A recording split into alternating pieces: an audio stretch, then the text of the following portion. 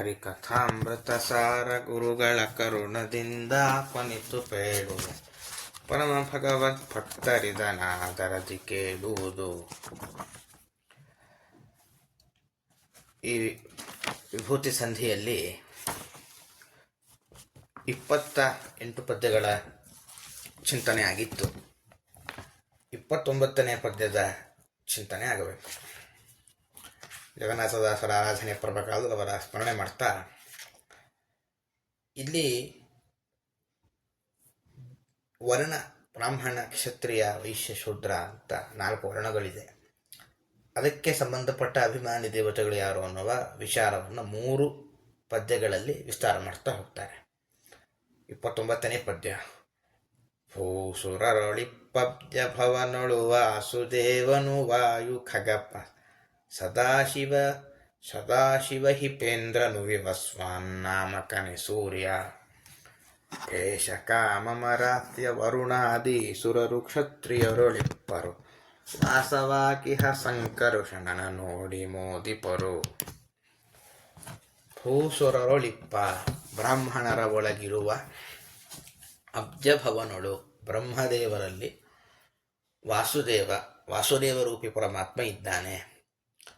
ವಾಯುದೇವರು, ಹಾಗೆ ಖಗಪ, ಪಕ್ಷಿಗಳಲ್ಲಿ ಶ್ರೇಷ್ಠನಾದ ಗರುಡ, ಸದಾಶಿವ, ಒಳ್ಳೆಯ ಮಂಗಲವನ್ನುಂಟು ಮಾಡುವ ರುದ್ರದೇವರು, ಅಹಿಪೇಂದ್ರನು, ಶೇಷದೇವರು, ವಿವಸ್ವಾನ್ನಾಮಕ ಸೂರ್ಯ, ಅದರಂತೆ ಭೇಷ ಅಂದರೆ ನಕ್ಷತ್ರಗಳಿಗೆ, ಭಾದ ನಕ್ಷತ್ರ, ಅದಗಳಿಗೆ ನಕ್ಷತ್ರಗಳಿಗೆ ಒಡೆಯನಾದ ಚಂದ್ರ, ಕಾಮ, ಮನ್ಮಥ, ಅಮರಾಸ್ಯ, ದೇವತೆಗಳ ಮುಖವೆಂದು ಕರೆಸಿಕೊಳ್ಳುವ ಅಗ್ನಿ, ವರುಣಾದಿ ಸುರರೊಳು ಅಂದರೆ ವರುಣನೇ ಮೊದಲಾದ ದೇವತೆಗಳು, ಕ್ಷತ್ರಿಯರಲ್ಲಿ ಇಪ್ಪರು ಇದ್ದಾರೆ. ಇವರು ವಾಸವಾಗಿ ಅಂದರೆ ಇವರಲ್ಲಿ ಅಂತರ್ಯಾಮಿಯಾದ ಸಂಕರ್ಷಣ ರೂಪ ಪರಮಾತ್ಮನನ್ನು ನೋಡಿ ಪ್ರತ್ಯಕ್ಷೀಕರಿಸಿಕೊಂಡು ಮೋದಿಪರು ಅಂದರೆ ಸಂತೋಷ ಪಡ್ತಾರೆ. ಬಹಳ ಮಹತ್ವದ ಒಂದು ಅಂಶದ ಅದನ್ನು ಮಧ್ವಾಚಾರ್ಯರು ನಿರೂಪಣೆ ಮಾಡಿದ್ದಾರೆ. ವರ್ಣ ವ್ಯವಸ್ಥೆ, ಜಾತಿ ವ್ಯವಸ್ಥೆ ಅಂತೇನಿದೆಯೋ ಅದು ದೇವತೆಗಳಿಗಾಗುವಾಗ ಸ್ವಲ್ಪ ಹೇಗೆ ಅಂತ ವಿಚಾರ ಮಾಡಬೇಕು. ಈಗ ದೇವತೆಗಳಲ್ಲಿ ಹಾಗೂ ದೈತ್ಯರಲ್ಲಿ ಇವರು ಬ್ರಾಹ್ಮಣ ದೈತ್ಯರೇ ಅಥವಾ ಬ್ರಾಹ್ಮಣ ದೇವತೆಗಳೇ ಅಂಥೇಳಿ ವಿಭಾಗ ಮಾಡುವಂತಿಲ್ಲ. ಸರ್ವವರ್ಣ, ಎಲ್ಲ ವರ್ಣಗಳೂ ಇದೆ, ವಿಶೇಷ ಎಲ್ಲ ಆಶ್ರಮವೂ ಇದೆ. ಕೆಲವು ಬ್ರಹ್ಮಚಾರಿಗಳಾಗಿರ್ತಾರೆ, ಕೆಲವು ರೂಪದಿಂದ ಮದುವೆ ಮಾಡಿಸಿಕೊಳ್ತಾರೆ, ಕೆಲವು ರೂಪದಿಂದ ಮದುವೆ ಆಗಿರುತ್ತೆ, ಕೆಲವು ರೂಪದಿಂದ ವೈಶ್ಯರ ಅಂತಿರ್ತಾರೆ, ಕೆಲವು ರೂಪದಿಂದ ಶೂದ್ರನಿಗೆ ನಿಯಾಮಕರಾಗಿರ್ತಾರೆ. ಹಾಗೆ ಬ್ರಾಹ್ಮಣ, ಕ್ಷತ್ರಿಯ, ವೈಶ್ಯ, ಶೂದ್ರ ಧರ್ಮದ ಆಚರಣೆಯೂ ಮಾಡ್ತಾರೆ. ಇದು ಎಲ್ಲ ಒಂದು ದೇವತೆಗಳ ವೈಶಿಷ್ಟ್ಯ. ಎಲ್ಲ ಬೇರೆ ಕಡೆ ಬರುವ ವಿಷಯವನ್ನು ಇಲ್ಲಿ ದಾಸರು ಬಹಳ ಸೊಗಸಾಗಿ ಸಂಗ್ರಹ ಮಾಡ್ತಾ ಹೋಗ್ತಾರೆ. ಏನು ಅಂದರೆ, ಬ್ರಾಹ್ಮಣರ ಒಳಗೆ ಬ್ರಹ್ಮದೇವರಿದ್ದಾರೆ, ಆ ಬ್ರಹ್ಮದೇವರಲ್ಲಿ ವಾಸುದೇವ ಇದ್ದಾನೆ ಅಂತ ಚಿಂತನೆ ಮಾಡಿದ್ರೆ ನಾವೆಲ್ಲ ಬ್ರಾಹ್ಮಣರು. ನಮಗೆ ಬ್ರಾಹ್ಮಣ್ಯ ಧರ್ಮ ಯಾವುದು, ಬ್ರಾಹ್ಮಣನಿಗೆ ಉಚಿತವಾದ ಕೆಲಸ ಯಾವುದು, ಅದಕ್ಕೆ ಬೇಕಾದ ವ್ಯವಸ್ಥೆಯನ್ನು ಸ್ವಯಂ ಪರಮಾತ್ಮನೇ ಮಾಡಿಕೊಡ್ತಾನೆ. ಇದು ಅವನ ವೈಶಿಷ್ಟ್ಯ. ಕ್ಷತ್ರಿಯರು ಅಂದರೆ ಕ್ಷತ್ರಿಯ ದೇಶ ಕಾಯುವವರು, ಫಲದ ಕೆಲಸ. ಅಲ್ಲಿ ಯಾರ್ಯಾರಿದ್ದಾರೆ ಅಂದರೆ ವಾಯುದೇವರು, ಗರುಡ, ರುದ್ರದೇವರು, ಶೇಷ, ಇಂದ್ರ, ವಿವಸ್ವಾನನ ಹೆಸರಿನ ಸೂರ್ಯ, ಚಂದ್ರ, ಕಾಮ ಅಂದರೆ ಮನ್ಮಥ, ಅಗ್ನಿ, ವರುಣ, ಎಲ್ಲ ದೇವತೆಗಳು ಕ್ಷತ್ರಿಯರ ಒಳಗಿದ್ದಾರೆ. ಅಂದರೆ ಕ್ಷತ್ರಿಯ ಜಾತಿಗೆ, ಬ್ರಾಹ್ಮಣರಿಗೆ ಅಭಿಮಾನಿ ಬ್ರಹ್ಮದೇವರು. ಕ್ಷತ್ರಿಯರು ಅಂತ ಹೇಳೋದು, ಬ್ರಹ್ಮದೇವರನ್ನ ಬ್ರಾಹ್ಮಣರು ಅಂತ ಹೇಳೋದು ಅವರ ಆ ಬ್ರಾಹ್ಮಣ ವರ್ಣಕ್ಕೆ ಅಥವಾ ಜಾತಿಗೆ ಅಭಿಮಾನಿಗಳು ಅನ್ನೋ ಕಾರಣಕ್ಕೆ. ಕ್ಷತ್ರಿಯರಲ್ಲಿ ಇಷ್ಟೆಲ್ಲ ದೇವತೆಗಳಿದ್ದಾರೆ, ಕ್ಷತ್ರಿಯರ ಒಳಗೂ ಸಂಕರ್ಷಣ ಇದ್ದಾನೆ. ಹೀಗೆ ಎಲ್ಲರೂ ಅರ್ಥ ಮಾಡಿಕೊಳ್ಳಬೇಕು. ಆದ್ದರಿಂದ ಹೀಗೆ ಅರ್ಥ ಮಾಡಿಕೊಂಡ್ರೆ ನಾವು ಎಲ್ಲ ಅಂಶ ಗಮನಿಸಬೇಕು. ಇಲ್ಲದೆ ಹೋದರೆ ಅದು ಸರಿಯಾಗೋದಿಲ್ಲ. ಇದು ಹೇಗೆ ಅಂದರೆ, ಹೀಗೊಂದು ದೃಷ್ಟಾಂತ ಕೊಡೋ ಪದ್ಧತಿ ಇದೆ ನಮ್ಮಲ್ಲಿ. ಮಕ್ಕಳಿಗೆ ಒಬ್ಬ ತಂದೆಗೆ 4 ಜನ ಮಕ್ಕಳಿದ್ದರೆ ಅವನು 4 ಮಕ್ಕಳಿಗೂ ಒಂದೇ ರೀತಿಯಲ್ಲಿ ರೂಲ್ಸ್ ಮಾಡಲಿಕ್ಕಾಗೋದಿಲ್ಲ. ಅವರವರಿಗೆ ತಕ್ಕಂತೆ. ಒಬ್ಬನಿಗೆ ಹೊರಗಡೆ ವ್ಯವಹಾರ ಗೊತ್ತಿಲ್ಲ, ಮನೆ ನೋಡ್ಕೊಂಡಿರಪ್ಪ, ನನಗೇನಾಗಲ್ಲ, ಪೂಜೆ ಮಾಡು ಅಂತ ಒಬ್ಬರಿಗೆ ಹೇಳಬಹುದು, ಮತ್ತೊಬ್ಬರಿಗೆ ಹೇಳಿ ಹೊರಗೆ ದುಡುಕಿಕೊಂಡು ಸಾಕ್ಲಿಕ್ಕೆ ಹೇಳಬಹುದು. ಹೀಗೆಲ್ಲ ವ್ಯವಸ್ಥೆ ಇರುತ್ತೆ. ಇದರಂತೆ ಅನಾದಿ ತಾಯಿ ತಂದೆ ಎಂದು ಕರೆಸಿಕೊಂಡ ಪರಮಾತ್ಮನ ಮಕ್ಕಳು ನಾವೆಲ್ಲ. ಅವರಲ್ಲಿ ಕೆಲವರನ್ನು ಬ್ರಾಹ್ಮಣರು, ಕೆಲವರು ಕ್ಷತ್ರಿಯರು ಅಂತ ಹೀಗೆ ವ್ಯವಸ್ಥೆ ಮಾಡಿದ್ದಾರೆ. ಪರಮಾತ್ಮ ವ್ಯವಸ್ಥೆ ಮಾಡಿದ್ದಾನೆ ಅಂತಿದ್ದಾರೆ. ಒಟ್ಟಾರೆ ಆಶಯ, ಅಭಿಪ್ರಾಯ. ಮೀನಕೇತನ ತನಯ ಪ್ರಾಣಾಪಾನ ವ್ಯಾನೋದಾನ ಮುಖ್ಯೇ ಕೋನ ಪಂಚಾಶತ್ಮರುದ್ಗಣ ರುದ್ರವಸುಗಣರು ಮೇನಕ ಆತ್ಮಜ ಕುವರ ವಿಸ್ಪಕ್ಷೇನ ಧನಪಾದ್ಯ ನಿಮಿಷರನು ಸದಾನುರಾಗರಿ ಧೇನಿಸುವುದು ಈಶ್ವರಳು ಪ್ರದ್ಯುಮ್ನ. ಈ ಹಿಂದಿನ ಪದ್ಯ ಪ್ರಶ್ನೋತ್ತರ ಗಮನಿಸುವುದು ಅಂದರೆ, ಬ್ರಾಹ್ಮಣ ಜಾತಿಗೆ ಬ್ರಹ್ಮದೇವರ ಅಭಿಮಾನಿಗಳು, ವಾಸುದೇವ ಬ್ರಹ್ಮದೇವರಲ್ಲಿದ್ದಾನೆ. ಕ್ಷತ್ರಿಯ ಜಾತಿಗೆ ಅಭಿಮಾನಿಗಳ್ಯಾರು? ವರುಣ, ರುದ್ರ, ಕರುಣೆ ಅಂತೆಲ್ಲ ಅಂಶ ಇದೆ. ವರುಣ, ಶೇಷ, ರುದ್ರ ಮುಂತಾದವರೆಲ್ಲ ಕ್ಷತ್ರಿಯರಿಗೆ ಅಭಿಮಾನಿ ದೇವತೆಗಳು. ಅಲ್ಲಿ ಅಂತರ್ಯಾಮಿಯಾದ ಪರಮಾತ್ಮನ ರೂಪ ಯಾವುದು ಅಂದರೆ ಸಂಕರ್ಷಣ ರೂಪ ಇದೆ ಅಂತ. ಇಷ್ಟು ಇದಕ್ಕೆ ಸಂಬಂಧಪಟ್ಟ ವಿಷಯ. ಹಿಂದಿನ ಶ್ಲೋಕಕ್ಕೆ ಸಂಬಂಧಪಟ್ಟ ಪ್ರಶ್ನೋತ್ತರ. ಈಗ 30ನೇ ಪದ್ಯಕ್ಕೆ ಬರೋದಾದರೆ, ಮೀನಕೇತನ ತನಯ ಮನ್ಮಥನ ಮಗನಾದ ಅನಿರುದ್ಧ ಪ್ರಾಣ ಅಪಾನ ಪ್ಯಾನ ಉದಾನ ಎಂಬ ಹೆಸರುಳ್ಳ ಏಕ ಊನ ಪಂಚಾಶತ್ ಮರುಗಣ 49 ಮರುದೇವತೆಗಳು ಅಂತಿರ್ತಾರೆ. ಅವರ ಒಂದು ಗುಂಪಿದೆ. ಹಾಗೆ ರುದ್ರ ವಸುಗಣರು ಅಂತ 8 ಜನ ರುದ್ರರು ಅಂತಿರ್ತಾರೆ. 8 ಜನ ವಸುಗಳು ಅಂತ ಒಂದು ಗುಂಪಿಗೆ ಹೆಸರು. ಹಾಗೆ ಮೇನಕಾತ್ಮಜ ಕುವರ, ಪಾರ್ವತಿ ಪುತ್ರನಾದ ಗಣಪತಿ,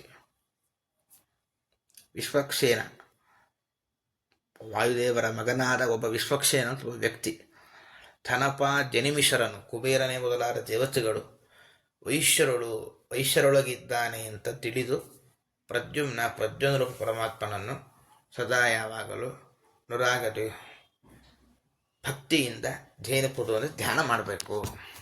ಈಗ ವೈಶ್ಯರಲ್ಲಿ ಸ್ವಾಭಾವಿಕವಾಗಿ ನಾವು ಈಗ ಶೆಟ್ಟಿಗಳು ಅಂತ ಏನು ಹೇಳ್ತೀವಿ, ಅವರನ್ನು ಇಟ್ಕೊಳ್ಬೇಕು. ವೈಶ್ಯರು ಅಂದರೆ ಶಾಸ್ತ್ರ ದೃಷ್ಟಿಯಿಂದ ಅವ್ರಿಗೂ ವೇದ ಓದೋ ಅಧಿಕಾರ ಇದೆ, ಉಪನಯನ ಇದೆ, ಪದ್ಧತಿ ಬೇರೆ ಅಷ್ಟೆ. ಅವರಲ್ಲಿ ಸ್ವಲ್ಪ ಸಂಪತ್ತು ಜಾಸ್ತಿ, ಸೇಟುಗಳು ನಾವೇನು ಹೇಳ್ತೀವಲ್ವ ಆ ಥರ. ಮತ್ತು ಅವರಲ್ಲಿ ಪರಮಾತ್ಮನೇ ತಾನು ಪ್ರದ್ಯುಮ್ನ ರೂಪದಿಂದ ಇರ್ತಾನೆ. ಪ್ರದ್ಯುಮ್ನ ಅಂದರೆ ಪ್ರಕೃಷ್ಟವಾದ ದ್ಯುಮ್ನ, ಸಂಪತ್ತನ್ನಿಟ್ಟು ಎಲ್ಲೆಲ್ಲಿ ಹಂಚಬೇಕೋ ಅಲ್ಲೆಲ್ಲ ಹಂಚ್ತಾನೆ. ಯಾರ್ಯಾರಿದ್ದಾರೆ ಅಂದರೆ 49 ಮರುದೇವತೆಗಳು ಪ್ರಾಣಾಪಾನಾದಿಗಳನ್ನು ಸೇರಿಸಿ, 11 ಜನ ರುದ್ರರು, 8 ಜನ ವಸುಗಳು, ಗಣಪತಿ, ಇನ್ನೊಬ್ಬ ವಿಶ್ವಕ್ಷೇನ ಅಂತ ವಾಯುದೇವರ ಮಗ. ಅಂದರೆ ದೇವರ ನೈವೇದ್ಯ ಕಾಲದಲ್ಲಿ ಸೇವೆ ಮಾಡುವ ದೊಡ್ಡ ಸೌಭಾಗ್ಯ ಕೊಟ್ಟಿರ್ತಾನೆ ಪರಮಾತ್ಮ ಇವನಿಗೆ. ಹಾಗೆ ಧನಪ ಜನಿಮಿಷರನು, ಧನಪ ಅಂದರೆ ಎಲ್ಲ ಸಂಪತ್ತಿನ ಒಡೆಯನಾದಂತಹ ಕುಬೇರ ಏನಿದ್ದಾನೆ, ಶ್ರೀನಿವಾಸನಿಗೆ ಸಾಲ ಕೊಟ್ಟವ, ಅವನ ಸನ್ನಿಧಾನ ಈ ಎಲ್ಲ ವೈಶ್ಯರ ಒಳಗಿರ್ತದೆ. ಇಷ್ಟು ಆ ಎಲ್ಲ ದೇವತೆಗಳ ಒಳಗೆ ಪ್ರದ್ಯುಮ್ನ ಇದ್ದಾನೆ ಅಂತ ಇಷ್ಟು ಚಿಂತನೆ ಮಾಡಬೇಕು. ನಾವಿಲ್ಲಿ 2 ಸಂಗತಿ ಗಮನಿಸಬೇಕು. ನೀವು ಮನ್ಮಥನನ್ನು ಹೇಳುವಾಗ ಅಥವಾ ಅನಿರುದ್ಧನನ್ನು ಹೇಳುವಾಗ ಮೇನಕೇತನ ತನಯ ಅಂದರು ಯಾಕೆ ಹೀಗೆ ಹೇಳಿದ್ದು ಅಂತ ಒಂದು ಪ್ರಶ್ನೆ. ಅದಕ್ಕೆ ಹೀಗೆ ಉತ್ತರ ಕೊಡ್ತಾರೆ. ಮನ್ಮಥ ಕೃಷ್ಣ ಹುಟ್ಟಿದಾಗ, ಅಂದರೆ ಕೃಷ್ಣ ಹುಟ್ಟೋದು ಅಂದರೆ ಆ ವಿಷಯ ಬೇರೆ, ಅದನ್ನು ಮತ್ತೆ ಗಮನಿಸೋಣ. ಕೃಷ್ಣ ಅವತಾರ ಮಾಡಿದಾಗ, ಭೂಮಿಗೆ ಕೆಳಗಿಳಿದು ಬಂದಾಗ, ಕೃಷ್ಣನ ಮಗನಾಗಿ ಮನ್ಮಥ ಪ್ರದ್ಯುಮ್ನ ಎಂಬ ಹೆಸರಿನಿಂದ ಬಂದಿದ್ದ. ಅವನ ಮೂಲ ರೂಪದಲ್ಲಿ ಏನು ಮನ್ಮಥನ ಮಗ ಇದ್ದಾನೆ ಅನಿರುದ್ಧ, ಅವನು ಈ ರೂಪದಲ್ಲೂ ಮಗ ಅನ್ನುವ ಕಾರಣಕ್ಕೆ ಮೀನಕೇತನ ತನಯ, ಮೀನಿನ ಧ್ವಜವುಳ್ಳ ಪ್ರದ್ಯುಮ್ನ ಅವನ ಮಗ ಮನ್ಮಥ ಅನ್ನುವ ಉಲ್ಲೇಖ ಮಾಡಿತ್ತು. ಮತ್ತು ಇಲ್ಲಿ ಧನಪ ಜನಿಮಿಷರು ಅಂತ ಹೇಳುವ ಮೂಲಕ ಅವರು ಕಣ್ರೆಪ್ಪೆ ಮುಚ್ಚೋದೇ ಇಲ್ಲ, ನಿದ್ದೆಯೂ ಇಲ್ಲ ದೇವತೆಗಳಿಗೆ ಅನ್ನೋ ಅಂಶವನ್ನು ಕೂಡ ಇಲ್ಲಿ ಸೂಚನೆ ಮಾಡಿದ್ದಾರೆ. ಪ್ರಶ್ನೋತ್ತರ. ಈಶ್ವರಲ್ಲಿ ಯಾವೆಲ್ಲ ದೇವತೆಗಳಿದ್ದಾರೆ ಅಂದರೆ 49 ಮರುದ್ಗಣ, 8 ಜನ ವಸುಗಳು, 11 ಏಕಾದಶ ರುದ್ರರು, ಇವರೇ ಮುಂತಾದ ದೇವತೆಗಳೆಲ್ಲ ಇದ್ದಾರೆ. ವೈಶ್ಯರಲ್ಲಿರುವ ದೇವತೆಗಳ ನಿಯಾಮಕ ರೂಪ ಯಾವುದು ಅಂದರೆ ಪ್ರದ್ಯುಮ್ನ. ಅನಿರುದ್ಧ ಯಾರ ಮಗ ಅಂದರೆ ನಮ್ಮ ಮಗ ಕಾಮನ ಮಗಳು. ಅನಿರುದ್ಧ ಯಾರ ಮಗ ಅಂದರೆ ನಮ್ಮ ಮಗ, ಅದು ಕಾಮನ ಮಗ. ಯಾಕೆ ಅಂದರೆ ಮನ್ಮಥನೂ ಕೂಡ ಅದು ಮನಸ್ಸಿಗೆ ಅಭಿಮಾನಿ. ಇಂದ್ರ ಹೇಗೆ ಮನಸ್ಸಿಗೆ ಅಭಿಮಾನಿಯೋ ಮನ್ಮಥನು ಮನಸ್ಸಿಗೆ ಅಭಿಮಾನಿ. ಆದ್ದರಿಂದ ಎಲ್ಲವೂ ನನ್ನದು. ಯಾಕೆಂದರೆ ಮಗ ಅನ್ನೋ ಶಬ್ದ ಬಂದಾಗಲೇ ಕಾಮ ಕೆಲಸ ಮಾಡುತ್ತೆ. ಕಾಮ ಅಂದರೆ ಬಯಕೆ. ಮಗ ಚೆನ್ನಾಗಿರಬೇಕು ಅಂತ ಬಯಕೆ ಕೆಲಸ ಮಾಡದೆ ಹೋದರೆ ಮಗನ ಅಸ್ತಿತ್ವಕ್ಕೆ ಒಂದು ಉಳಿಗಾಲ ಇಲ್ಲ. ಅದರಿಂದಾಗಿ ಅನಿರುದ್ಧ ಮನ್ಮಥನ ಮಗ ಅಂತಿಷ್ಟು ಅರ್ಥ ಮಾಡಿಕೊಳ್ಳಬೇಕು ಅಂತ ಇದು ಈ ಪದ್ಯಕ್ಕೆ ಸಂಬಂಧಪಟ್ಟ ಅಭಿಪ್ರಾಯ. ಮುಂದಿನ ಪದ್ಯದಲ್ಲಿ ಈ ವಿಷಯವನ್ನು ಉಪಸಂಹಾರ ಮಾಡ್ತಾರೆ, ಅಂದರೆ ಪೂರ್ಣ ಮಾಡ್ತಾರೆ. ಇರುತಿಹನು ನಾ ಸತ್ಯದಸ್ಸರರು ಇರುತಿಯೋ ಯಮ ಗಂಧರ್ವ ಯಮ ಕಿಂಕರರು ಮೇದಿನಿ ಕಾಲ ಮೃತ್ಯುಶನೈಶ್ಚರಾದಿಗಳು ಕರೆಸಿಕೊಂಬರು ಶೂದ್ರರೆಂದವರತ ಅನವರತ ಶೂದ್ರರೊಳು ಇಪ್ಪ ಅವರೊಳು ಅರವಿದೂರ ಅನಿರುದ್ಧ ನಿಹನೆಂದರಿತು ಮನ್ನಿಪುದು. ಇಲ್ಲಿ ಮತ್ತೊಂದು ವಿಶೇಷ ಅಂದರೆ, ಈಗ ಕೊನೆಯ ಶೂದ್ರ ವರ್ಣದ ಬಗ್ಗೆ ಉಲ್ಲೇಖ ಮಾಡ್ತಾರೆ. ಶೂದ್ರರ ಒಳಗೆ ನಾಸತ್ಯ ದಸರರು, ನಾಸತ್ಯ ದಸರ ಎಂಬ ಹೆಸರಿನ ಅಶ್ವಿನಿ ದೇವತೆಗಳು. ಹಾಗೆ ಇನ್ನೊಬ್ಬ ಯಾರು ಅಂತಂದರೆ ನೈಋತ್ಯ ದಿಕ್ಕಿನ ಅಭಿಮಾನಿಯಾದಂತಹ ನಿವೃತ್ತಿ. ಯಮಧರ್ಮ, ಯಮಕಿಂಕರರು ಯಮನ ಭಟರು, ಮೇದಿನಿ ಅಂದರೆ ಭೂದೇವಿ, ಕಾಲ ಅಂತ ಇದೊಂದು ಯಮನ ರೂಪ, ಮೃತ್ಯು ಅಂದರೆ ಮೃತ್ಯುಗೆ ಅಭಿಮಾನಿಯಾದ ದೇವತೆ, ಶನೈಶ್ಚರಾದಿಗಳು ತುಂಬ ನಿಧಾನವಾಗಿ ನಡೆಯುವ ಶನೈಶ್ಚರ ಮುಂತಾದ ದೇವತೆಗಳು. ಅವರು ಏನು ಮಾಡಿದ್ದಾರೆ ಅಂತಂದರೆ ಇರುತಿಹರು ಇದ್ದಾರೆ. ಹಾಗಾಗಿ ಶೂದ್ರರೆಂದು ಕರೆಸಿಕೊಂಬರು. ಶೂದ್ರರು ಇರುವ ಕಾರಣದಿಂದ ಅವರಿಗೆ ಶೂದ್ರರು ಅಂತ ಹೇಳುವ ಒಂದು ಪದ್ಧತಿ ಇದೆ. ಅನವರತ ಯಾವಾಗಲೂ ಶೂದ್ರರೊಳಿಬ್ಬರು ನಿಮ್ಮ ಜೊತೆಗೇ ಇರ್ತಾರೆ. ಇವರೊಳಗೆ ಈ ದೇವತೆಗಳಲ್ಲಿ ಅರವಿದೂರ ದೋಷ ಇಲ್ಲದ ಅನಿರುದ್ಧ ನಿಹನೆಂದು, ಅನಿರುದ್ಧ ಅಂತರ್ಯಾಮಿಯಾಗಿದ್ದಾನೆ ಅಂತ ಅರಿತು ತಿಳಿದು ಮನ್ನಿಪುದು ಅಂದರೆ ಶೂದ್ರರನ್ನು ಆಧರಿಸಬೇಕು ಅಂತ. ಬಹಳ ಸೂಕ್ಷ್ಮವಾದ ಒಂದು ವಿಷಯ. ಇಲ್ಲಿ ಶೂದ್ರರ ಒಳಗೆ ಅವರನ್ನೇ ಸಂಪೂರ್ಣ ತಿರಸ್ಕಾರ ಮಾಡಬೇಕಂದ್ರೆ ಇಲ್ಲ. ಅವರಲ್ಲೂ ಅನೇಕ ಜನ ದೇವತೆಗಳಿದ್ದಾರೆ. ಅವರಿಗೂ ಶೂದ್ರ ಅಂತ ಹೆಸರು. ಅಂದರೆ ಬ್ರಾಹ್ಮಣ ಕ್ಷತ್ರಿಯ ಅನ್ನೋದು ಅದು ಹೇಗೆ ಅಪ್ಲೈ ಮಾಡಬೇಕು ಅಂತಂದರೆ ಧರ್ಮಗಳನ್ನು ನೋಡಿಕೊಂಡು ಅಪ್ಲೈ ಮಾಡಬೇಕು. ಅದರಿಂದಾಗಿ ಶೂದ್ರರ ಒಳಗೂ ಕೂಡ ಅವರು ಸಚ್ಶೂದ್ರರು ಅಂತಾದರೆ ಏಕಾದಶಿ ಅನುಷ್ಠಾನ ಮಾಡ್ತಾರೆ. ಅಂಥವರನ್ನು ಕೂಡ ವಿನಾ ಪ್ರಣಾಮಂ ಪೂಜ್ಯಸ್ತು ಅಂತ ನಮಸ್ಕಾರವನ್ನು ಮಾಡೋ ಹಾಗಿಲ್ಲ, ಬೇರೆ ಎಲ್ಲ ಸತ್ಕಾರ ಕೊಡಬಹುದು ಅಂತ ಒಂದು ಪಕ್ಷ ಇದೆ ನಮ್ಮಲ್ಲಿ. ಅದರಿಂದಾಗಿ ಶೂದ್ರರ ಒಳಗೆ ನಾಸತ್ಯ ದಸರು ಇದ್ದಾರೆ. ಅವರಿಬ್ಬರು ನಾಸತ್ಯ ದಸರ ಅಂತ ಇಬ್ಬರು ಜೋಡಿ ದೇವತೆಗಳು, ಸಹೋದರರು ಅವರಿದ್ದಾರೆ ಇಬ್ಬರು. ಅದರಂತೆ ಯಮಧರ್ಮ ಅಂತಿದೆ. ಒಂದು ವ್ಯತ್ಯಾಸ ಮಾಡ್ಕೊಳ್ಬೇಕು. ಯಮ ಅಂತ ಹೇಳಿ ಒಂದು ರೂಪ ಇದೆ, ಧರ್ಮ ಅಂತ ಒಂದು ರೂಪ ಇದೆ, ಕಾಲ ಅಂತ 3 ರೂಪ ಇದೆ. ಯಮ ಧರ್ಮ ಅನ್ನೋದು ಸಹಜವಾಗಿ ಯಮನನ್ನು ಹೇಳಿದೆ ಅಂತ ಇಟ್ಕೊಂಡು ಈ ಯಮಧರ್ಮ ಶೂದ್ರರ ಒಳಗಿದ್ದಾನೆ ಅಂತ ಒಂದು ಚಿಂತನೆ ಇದೆ. ಇನ್ನೊಂದು ಚಿಂತನೆಯೂ ಕೂಡ ಇಲ್ಲಿ ಮಾಡೋ ಪದ್ಧತಿ ಬಂದಿದೆ. ಏನು ಅಂದರೆ ಯಮನಿಗೆ 2 ರೂಪ ಇದೆಯಂತೆ. ನರಕದಲ್ಲಿ ದುಷ್ಟರಿಗೆ ತೋರಿಸುವ ರೂಪಕ್ಕೆ ಯಮ ಅಂತ ಹೆಸರಂತೆ, ಧರ್ಮವನ್ನು ಉಪದೇಶ ಮಾಡುವ ರೂಪಕ್ಕೆ ಧರ್ಮ ಅಂತ ಹೆಸರಂತೆ, ಇನ್ನೊಂದು ಕಾಲ ಅಂತ ಹೆಸರು. ಆದ್ದರಿಂದ ಯಮಧರ್ಮ ಅಂತ 2 ಇರೋದರಿಂದಾಗಿ ಯಾವುದಾದ್ರೂ ಒಂದು ಇಟ್ಕೊಳ್ಬೇಕು. ಯಾವ್ದು ಇಟ್ಕೊಳ್ಬೇಕು? ಪ್ರಕೃತಿಗೆ ಸಂಬಂಧಪಟ್ಟ ಹಾಗೆ ಅಂತಂದರೆ ಯಮ ಎಂಬಂತಹ ರೂಪವನ್ನೇ ಪ್ರತ್ಯೇಕ ಇಟ್ಟುಕೊಳ್ಬೇಕು. ಇಲ್ಲಿ ಕಾಲ ಅಂತ ಪ್ರತ್ಯೇಕ ರೂಪದಿಂದಲೂ ಕೂಡ ಅವನು ಕ್ಷತ್ರಿಯ ಜಾತಿಗೆ ಅಭಿಮಾನಿ ಆಗದೆ ಹೋದರೂ ಕೂಡ ಶೂದ್ರ ಜಾತಿಗೆ ಅಭಿಮಾನಿ ಆಗಿದ್ದಾನೆ. ಅದರಿಂದ ಪರಮಾತ್ಮನಿಗೆ ಬ್ರಾಹ್ಮಣ, ಕ್ಷತ್ರಿಯ, ವೈಶ್ಯ, ಶೂದ್ರ ಎಂಬ 4 ನಾಮಗಳನ್ನು ನಾವು ಅನ್ವಯ ಮಾಡಿಕೊಳ್ಬೇಕು, ಅವರಲ್ಲಿ ಹೊಂದಿಸಿಕೊಳ್ಬೇಕು. ಎಲ್ಲ ದೇವತೆಗಳಲ್ಲಿ ಇನ್ಯಾರಿದ್ದಾರೆ? ನಿರುತಿ, ಯಮಧರ್ಮ, ಯಮನ ಕಿಂಕರರು, ಭೂದೇವಿ, ಮೃತ್ಯುದೇವತೆ, ಶನೈಶ್ಚರ ಮುಂತಾದ ಶೂದ್ರರ ದೇವತೆಗಳಲ್ಲಿ ಶೂದ್ರ ಎಂದು ಕರೆಸಿಕೊಳ್ಳುವ ಮತ್ತೆ ಸ್ಪಷ್ಟ ಅರ್ಥ ಮಾಡಿಕೊಳ್ಳಬೇಕು. ಶೂದ್ರರು ಅಂತ ಹೆಸರು, ಶೂದ್ರ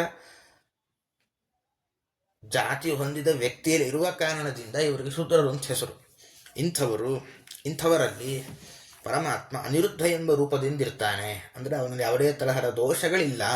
ಇಷ್ಟು ಈ ಪದ್ಯಕ್ಕೆ ಸಂಬಂಧಪಟ್ಟ ಅಭಿಪ್ರಾಯ. ಆದ್ದರಿಂದ ಯಾಕಪ್ಪ ಈ ವಿಭೂತಿ ಸಂಧಿಯಲ್ಲಿ ಈ ಎಲ್ಲದರ ಚಿಂತನೆ ಮಧ್ಯಕ್ಕೆ ಬಂತು ಅಂದರೆ, ಕ್ಷತ್ರಿಯರಿಗಾಗಲಿ, ವೈಶ್ಯರಿಗಾಗಲಿ, ಶೂದ್ರರಿಗಾಗಲಿ ಆಗ್ರಹ ಮಾಡಬಾರದು. ಮೊದಲಿಗೆ ಅವರ ಒಳಗೂ ಅನಿರುದ್ಧ ಇದ್ದಾನೆ ಅಂತ ಚಿಂತನೆ ಮಾಡಿ ಅವರಿಗೂ ಅವರ ಯೋಗ್ಯತೆಗೆ ಶಾಸ್ತ್ರ ಚೌಕಟ್ಟು ಮೀರದಂತೆ ಒಂದು ವಿಶೇಷ ಅನ್ನದಾನ ಮಾಡೋದು, ಅವರಿಗೆಲ್ಲ ಅನುಕೂಲ ಮಾಡಿಕೊಡೋದು, ಇವೆಲ್ಲ ಮಾಡಲಿಕ್ಕೆ ಬರುತ್ತೆ. ಅದು ಅತ್ಯಂತ ಪ್ರಶಸ್ತ. ಅಥವಾ ಯಾರಾದರೂ ಶೂದ್ರರು ಇಷ್ಟೆಲ್ಲ ದೇವತೆಗಳನ್ನು ಚಿಂತನೆ ಮಾಡಿ ನಮ್ಮ ಒಳಗೆ ಅನಿರುದ್ಧ ಇದ್ದಾನೆ ಅಂತ ಹೇಳಿಬಿಟ್ರೂ ಸಾಕು, ಸತ್ಶೂದ್ರರ ಧರ್ಮಾನುಷ್ಠಾನ ಅವರಿಂದ ಆಗುವಂತೆ ಪರಮಾತ್ಮ ಮಾಡ್ತಾನೆ ಅಂತ ಹೇಳ್ತಾ ಇಂದಿನ ಚಿಂತನೆಯನ್ನು ಪರಮಾತ್ಮನ ಪಾಲಕರ್ಪಣೆ ಮಾಡೋಣ. ಶ್ರೀಕೃಷ್ಣಾರ್ಪಣಮಸ್ತು, ಮಧ್ವೇಸಾರ್ಪಣಮಸ್ತು. ಹರೇ ನಮಃ.